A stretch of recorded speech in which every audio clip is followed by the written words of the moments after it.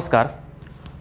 मैंने आपको कल सिंधु सभ्यता के बारे में क्लास में लिखवाया था। जितने पॉइंट हमने आपको क्लास में लिखवाए हैं उन सारे पॉइंट को फिर से मैं एक बार स्पष्ट रूप से इस वाइट बोर्ड पर लिख रहा हूँ। आप सभी को मैंने कल कहा था कि जो मैं पढ़ाऊँगा आपको ऑफलाइन वाले क्लास में उसको आप ऑनलाइन भी देख पाएंगे, क्योंकि कितने लोगों की हिंदी गलत हो जाती है, कितने लोगों की अंग्रेज़ी गलत हो जाती है। तो इसके वजह से आपको अगर शुद्ध उच्चारण नहीं मिल पाता है तो आपका हो सकता है लिखने में गड़बड़ हो जाए और आप पढ़ने में भी गड़बड़ कर दें। तो इससे ज़्यादा बेटर है कि हम यहाँ पे इसको देख लें।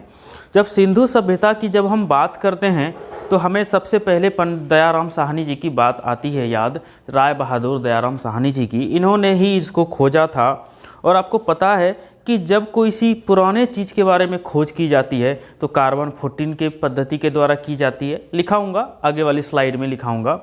लेकिन दयाराम साहनी जी ने सिंधु सभ्यता की खोज की, सिंधु सभ्यता की खोज की। आइए शुरू करते हैं। सिंधु सभ्यता की खोज राय बहादुर दयाराम साहनी ने की। किसने की? राय बहादुर दयाराम साहनी ने की। कब की? 1921 में। बिल्कुल इम्पोर्टेंट प्रश्न है दोस्तों। अगर आप इसको याद रखेंगे तो 1 नंबर आपका कोई नहीं काट सकता है, ये आप याद रखिएगा। सिंधु सभ्यता की खोज राय बहादुर दयाराम साहनी ने 1921 में की। कब की? 1921 में। खोज किसने की? राय बहादुर दयाराम साहनी ने। दूसरा अगर आपसे पॉइंट पूछा जाए, दूसरा सवाल पूछा जाए तो वो ये है कि सिंधु सभ्यता को आद्य ऐतिहासिक अथवा कांस्य युग में रखा जा सकता है। कहाँ रखा जा सकता है? सिंधु सभ्यता को आद्य ऐतिहासिक अथवा कांस्य युग में रखा जा सकता है। सिंधु सभ्यता को आद्य ऐतिहासिक अथवा कांस्य युग में रखा जा सकता है। इस सभ्यता के मुख्य निवासी जो होते थे वो कैसे थे? वो द्रविड़ थे एवं भूमध्य सागरीय थे।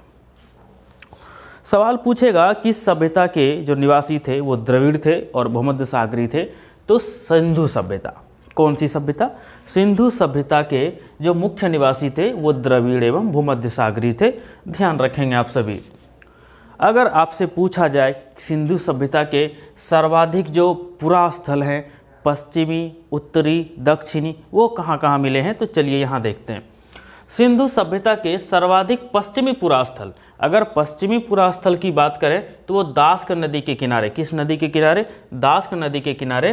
कहाँ पर? दास्क नदी के किनारे स्थित सूतकांगेडोर। कहाँ स्थित? सूतकांगेडोर, जो कि वर्तमान में बलूचिस्तान में है। कहाँ है? बलूचिस्तान में है। यानी सिंधु सभ्यता के सर्वाधिक पश्चिमी पुरास्थल दास्क नदी के किनारे स्थित सूतकांगेडोर, बलूचिस्तान, याद रखेंगे।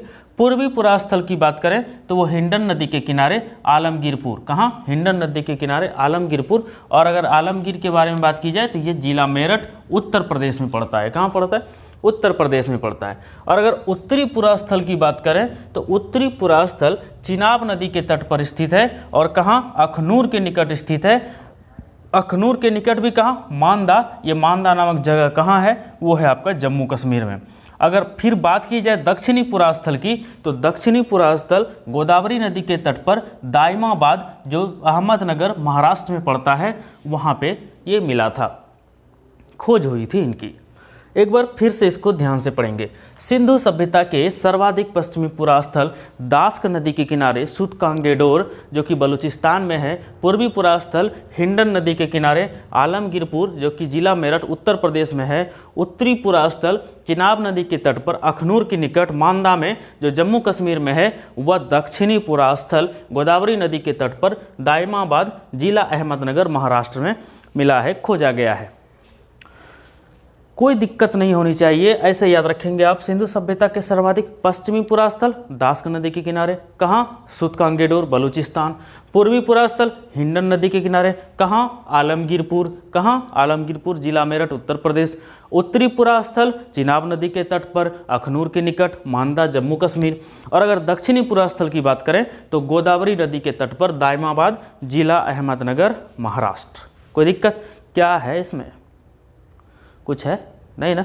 नेक्स्ट, सवाल दूसरा पूछे कि सिंधु सभ्यता या सैंधव सभ्यता एक ही बात है, इसकी सभ्यता कैसी थी, तो उसकी सभ्यता अगर सिंधु सभ्यता के 6 बड़े नगर की बात की जाए तो इनमें से मोहनजोदड़ो हैं, हड़प्पा हैं, गनवारीवाला हैं, धौलावीरा हैं, राखीगढ़ी हैं एवं कालीबंगन है। ये 6 शहर हैं सिंधु सभ्यता के जो बड़े बड़े नगर हैं। सबसे बड़ा मोहनजोदड़ो, हड़प्पा, गनवारीवाला, धौलावीरा, राखीगढ़ी और कालीबंगन। स्वतंत्रता के बाद की बात की जाए, स्वतंत्रता प्राप्ति के बाद की बात की जाए तो स्वतंत्रता प्राप्ति पश्चात जो हड़प्पा की संस्कृति थी, यानी स्वतंत्रता प्राप्ति पश्चात हड़प्पा संस्कृति के सर्वाधिक स्थल अगर खोजे गए तो वो कहाँ खोजे गए, वो गुजरात में खोजे गए। कहाँ खोजे गए? गुजरात में। सवाल पूछेगा कि स्वतंत्रता प्राप्ति के पश्चात अगर सिंधु सभ्यता के सर्वाधिक स्थल खोजे गए तो वहाँ कहाँ खोजे गए? गुजरात में खोजे गए। कहाँ खोजे गए? गुजरात में खोजे गए। सिंधु घाटी सभ्यता, जब हम अगले पॉइंट पर आएंगे तो सिंधु घाटी सभ्यता का सबसे बड़ा स्थल, सिंधु घाटी सभ्यता का सबसे बड़ा स्थल मोहनजोदड़ो है। सिंधु घाटी का सबसे बड़ा स्थल कौन सा है? मोहनजोदड़ो है। जबकि अगर भारत में आपसे पूछा जाए कि सिंधु सभ्यता का सबसे बड़ा स्थल कौन सा है तो वो है आपका राखीगढ़ी। ये आप ध्यान देंगे, अगर आपसे सवाल ऐसा पूछा जाए कि सिंधु सभ्यता का सबसे बड़ा स्थल कौन सा है तो वो है मोहनजोदड़ो, वो है मोहनजोदड़ो। लेकिन सवाल पूछेगा आपसे कि भारत में इसका सबसे बड़ा स्थल यानी सिंधु सभ्यता का सबसे बड़ा स्थल भारत में कौन है तो वो है राखीगढ़ी। इसको ध्यान देंगे। राखीगढ़ी की खोज, राखीगढ़ी की जो खोज है वो 1963 ईस्वी में सूरजभान ने की थी। किसने की थी? सूरजभान ने 1963 ईस्वी में राखीगढ़ी की खोज सूरजभान ने की थी। लोथल एवं सुतकोदता, ये दोनों क्या हैं? लोथल एवं सुतकोदता सिंधु सभ्यता का बंदरगाह था। एक बच्चे ने ऑफलाइन क्लास में पूछा कि सर ये बंदरगाह क्या होते हैं, तो मैंने उनको कल बताया था कि बंदरगाह जो होता है उसमें बड़े बड़े अंतर्राष्ट्रीय व्यापार, जस्ट लाइक ए जी रेलवे प्लेटफॉर्म, सभी ट्रेनें आकर के वहाँ रुकती है, लोग चढ़ते हैं, फिर लोग उतरते हैं, वहाँ से दूसरी जगह यात्रा करते हैं। वैसा ही जो समुद्री रास्ते के द्वारा जो एक देश से दूसरे देश के बीच व्यापार होता है, वहाँ पे एक्सपोर्ट इंपोर्ट का कार्य होता है, निर्यात आयात का काम होता है, तो उससे जगह को हम बंदरगाह कहते हैं। अगर दूसरा आपसे पूछा जाए कि जुते हुए खेत, जोता हुआ खेत, खेत जो हम लोग जोतते हैं, जुते हुए खेत एवं नक्काशीदार ईंटों, नक्काशीदार ईंटों मतलब नक्काशी मतलब कला करना, नक्काशीदार ईंटों, इसके प्रयोग का साक्ष्य हमें कहाँ से मिला है? कालीबंगन से मिला है। कहाँ से मिला है? कालीबंगन से मिला है। ध्यान दीजिएगा कि जुते हुए खेत एवं नक्काशीदार ईंटों का जो साक्ष्य है वो कहाँ से मिला है? कालीबंगन से मिला है। कहाँ से मिला है? कालीबंगन से प्राप्त हुआ है। जुते हुए खेत एवं नक्काशीदार ईंटों के प्रयोग का साक्ष्य कहाँ से मिला है? वो कालीबंगन से मिला है। अगर आपसे फिर से पूछा जाए कि मोहनजोदड़ो सबसे बड़ा, सिंधु सभ्यता का सबसे बड़ा नगर मोहनजोदड़ो, इससे प्राप्त जो स्नानागार मतलब बाथरूम, हम लोगों का बाथरूम, मोहनजोदड़ो से प्राप्त स्नानागार संभवतः सैंधव सभ्यता की सबसे बड़ी इमारत है। सबसे बड़ी इमारत मोहनजोदड़ो की, यानी सैंधव सभ्यता की सबसे बड़ी इमारत स्नानागार, बाथरूम, सबसे बड़ी इमारत बाथरूम। दूसरा सवाल, अग्निकुंड लोथल एवं कालीबंगन से प्राप्त हुए। आपसे सवाल पूछेगा कि अग्निकुंड पता है ना आपको? अरे जिसमें हम लोग हवन करते हैं, जब बड़े बड़े यज्ञ होते हैं, भागवत कथा होती है, तो वहाँ देखिएगा कई ऋषि मुनि ओम स्वाहा करते हैं। वो जो ओम स्वाहा जो कुंड होता है अग्नि वाला, उस अग्नि कुंड का जो साक्ष्य प्राप्त हुआ है वो कहाँ से मिला है? लोथल से मिला है और कालीबंगन से मिला है। ये आप ध्यान रखेंगे। दूसरा सवाल कई सारे हैं, सॉल्यूशन सिर्फ एक है, सिंधु सभ्यता। मोहनजोदड़ो से नर्तकी की एक कांस्य मूर्ति मिली है। मोहनजोदड़ो से नर्तकी की एक कांस्य मूर्ति मिली है। नर्तकी मतलब नाचने वाली, आपके भाषा में सरल शब्दों में कहा जाए तो नचनिया की मूर्ति जो आकृति है वो मिली है, कांस्य की मूर्ति मिली है नर्तकी। मोहनजोदड़ो से जो मूर्ति मिली है कांस्य की, वो नाचने वाली यानी नर्तकी की, जिसको आप लोग नचनिया कह करके समझ सकते हैं, उसकी कांस्य की मूर्ति मिली है। कहाँ से? मोहनजोदड़ो से। दूसरा, मनके बनाने के कारखाने। सवाल पूछ देगा मनके बनाने के कारखाने कहाँ से प्राप्त हुए हैं, तो मनके बनाने के कारखाने लोथल से प्राप्त हुए हैं एवं चान्हू दलों से प्राप्त हुए हैं। कहाँ से? लोथल से और चान्हू दलों से। मनके बनाने के कारखाने लोथल एवं चान्हू दलों में मिले हैं। ठीक है। सिंधु सभ्यता में जो मुख्य फसल थी वो अगर आपसे पूछा जाए वो है आपका गेहूं और जौ। गेहूं और जौ सिंधु सभ्यता की मुख्य फसल थी, गेहूं और जौ। सिंधु सभ्यता में मुख्य फसल थी गेहूं और जौ। हम जो किसी चीज़ की आयु ज्ञात करते हैं, जैसे सिंधु सभ्यता का जो खोज हुआ वो खोज कैसे हुआ, किस पद्धति पर हुआ, उस खोज की पद्धति के लिए ये रेडियो कार्बन C14 जिसको बोलते हैं, रेडियो कार्बन C14 जैसी नवीन विश्लेषण पद्धति के द्वारा सिंधु सभ्यता की जो सर्वमान्य तिथि है वो 2400 ईसा पूर्व से लेकर के 1700 ईसा पूर्व मानी गई है। किसकी खोज से? Radio carbon. इसी तकनीक का इस्तेमाल किया गया और इसी तकनीक का विश्लेषण करके रेडियो कार्बन C14 जैसी नवीन विश्लेषण पद्धति के द्वारा सर्वमान्य तिथि 2400 ईसा पूर्व से लेकर के 1700 ईसा पूर्व मानी जाती है सिंधु सभ्यता की जो तिथि है। अब इस पद्धति में होता क्या है? इस पद्धति में जिस पदार्थ में कार्बन 14 की मात्रा जितनी ही कम रहती है, कार्बन 14 की जितनी मात्रा कम रहती है वह उतनी ही प्राचीन मानी जाती है। प्राचीन मतलब पुरानी मानी जाती है। मान लीजिए कोई चीज़ है उसमें कार्बन की मात्रा कम है, जितनी कम रहेगी उतनी प्राचीन वो वस्तु मानी जाएगी, वो सभ्यता मानी जाएगी। तिथि निर्धारण के लिए जो कार्बन 14 की खोज हुई थी, आपसे पूछा जाएगा तिथि निर्धारण के लिए जो कार्बन 14 की खोज हुई थी वो किसने किया था? वो अमेरिका के एक प्रसिद्ध रसायन शास्त्री थे V.F. लिपी। क्या नाम था उनका? V.F. लिपी उनका नाम था। 1946 में उन्होंने ये खोजा था। तिथि निर्धारण की कार्बन 14 की खोज किसने की थी? अमेरिका के प्रसिद्ध रसायन शास्त्री V.F. लिपी द्वारा 1946 में की गई थी। समझ में आई बात? अगले पॉइंट पर आप आइए। मोहनजोदड़ो से प्राप्त एक सील, सील मीन्स पत्थर, मोहनजोदड़ो से प्राप्त एक सील पर 3 मुख वाले देवता का क्या नाम है? पशुपतिनाथ। क्या नाम है उनका? पशुपतिनाथ उनका देवता है की मूर्ति मिली है। पशुपतिनाथ की मूर्ति मिली है और उनके चारों ओर किन किन जानवरों का छाप है वो देख लीजिए। हाथी है, गैंडा है, चीता है और भैंसा है। ये सारे 4 जानवर वहाँ पे विराजमान हैं। किसमें? मोहनजोदड़ो से जो एक सील पर 3 मुख वाले देवता की जो मूर्ति मिली है उसके चारों तरफ हाथी, गैंडा, चीता और भैंसा विराजमान हैं। हड़प्पा की जो मोहरें हैं, हड़प्पा की जो मोहर थी, हड़प्पा की मोहरों पर सबसे अधिक एक श्रृंगी पशु का अंकन मिलता है। एक श्रृंगी मतलब एक सींग वाले पशु का अंकन मिलता है। और यहाँ से प्राप्त एक आयताकार मुहर भी यहाँ पे मिला है। उसमें क्या दिखाया गया है? उसमें स्त्री के गर्भ से निकलता पौधा दिखाया गया है। क्या दिखाया गया है?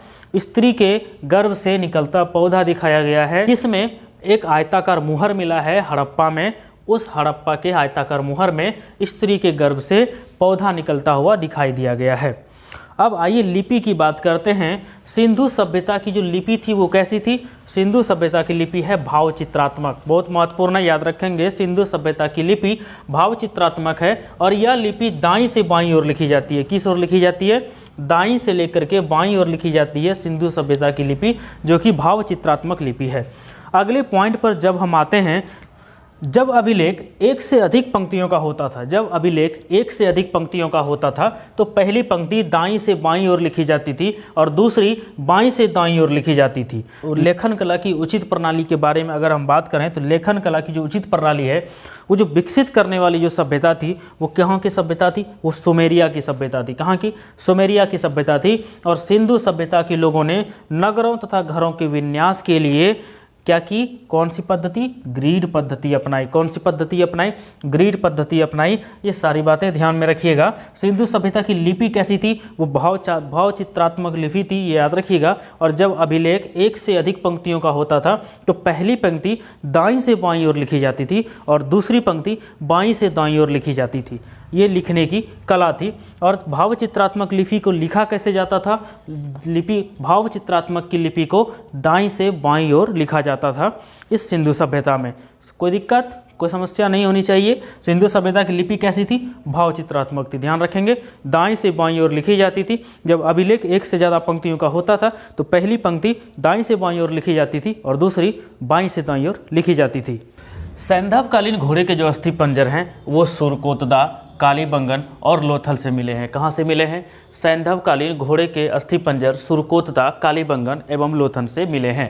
अगर तौल की इकाई के बारे में बात की जाए कि तौल की जो इकाई थी उसकी इकाई क्या थी, मापने की इकाई क्या थी, तो तौल की इकाई संभवतः क्या थी? 16 के अनुपात में थी। किसमें थी? 16 के अनुपात में थी। ये आप याद रखेंगे। सैंधव सभ्यता के जो लोग होते थे, सैंधव सभ्यता के जो लोग होते थे आने जाने के लिए यानी यातायात के लिए 2 पहिए वाहन का यूज करते थे, 2 पहिए वाहन का उपयोग करते थे, 4 पहिए वाले वाहन का भी उपयोग करते थे। तो किस तरह के वाहन का उपयोग करते थे? वो बैलगाड़ी या भैंसा गाड़ी का उपयोग करते थे। सैंधव सभ्यता के लोग यातायात के लिए 2 पहियों एवं 4 पहियों वाली जो बैलगाड़ी होती थी उसका और जो भैंसा गाड़ी होती थी उसका उपयोग करते थे। सैंधव सभ्यता के लोग यातायात के लिए 2 पहियों एवं 4 पहियों वाली बैलगाड़ी या भैंसा गाड़ी का उपयोग करते थे। ध्यान रखेंगे। अगला पॉइंट है हमारा कि मेसोपोटामिया के अभिलेखों में, मेसोपोटामिया के अभिलेखों में वर्णित ये जो मेलुहा शब्द आप देख रहे हैं ना, मेलुहा शब्द, ये मेलुहा शब्द काफ़ी महत्वपूर्ण है, ध्यान रखेंगे। मेसोपोटामिया के अभिलेखों में वर्णित मेलुहा शब्द का अभिप्राय सिंधु सभ्यता से ही है। किससे है? सिंधु सभ्यता से ही है। पॉइंट को ध्यान में रखेंगे। अगला पॉइंट है हमारा कि संभवतः जो हड़प्पा की जो संस्कृति थी वहाँ का जो शासन था वो किसके पास था, किन के हाथों में था? तो संभवतः हड़प्पा संस्कृति का शासन वणिक वर्ग के हाथों में था। किसके था? वणिक वर्ग के हाथों में हड़प्पा वंश का यानी हड़प्पा संस्कृति का शासन वणिक वर्ग के हाथों में था। अगले पॉइंट की बात करें तो वो लोग पहनने ओढ़ने के लिए किस तरह के वस्त्रों का उपयोग करते थे?